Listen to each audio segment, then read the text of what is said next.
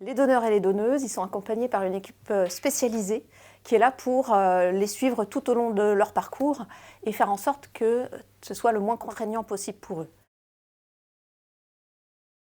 Ils vont avoir un bilan médical qui consiste à faire une enquête génétique, qui consiste également à avoir une prise de sang pour les sérologies et pour les femmes, en plus une petite échographie. Ce bilan, il sert à deux choses.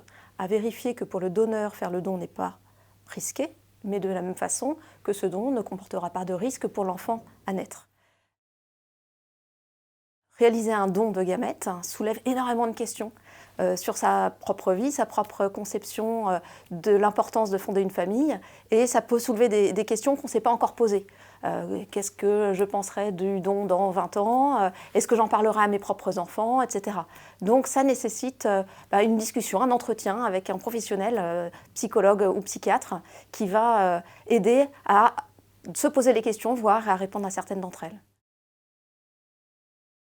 Après le don, les donneurs et donneuses vont avoir un parcours un peu différent. Pour les femmes qui font le recueil des ovocytes à l'hôpital, quand tout va bien, elles rentrent à la maison le jour même et dès le lendemain ou le surlendemain peuvent reprendre une activité normale. Pour les hommes, ça nécessite par contre de revenir 6 mois plus tard pour faire une dernière prise de sang pour vérifier qu'au niveau des sérologies, tout est bon et qu'on va pouvoir utiliser les paillettes de spermatozoïdes qui avaient été congelées 6 mois avant. Quoi qu'il en soit, les centres de dons sont là et à disposition des gens qui ont donné pour répondre à toutes leurs questions, quel que soit le délai depuis le don.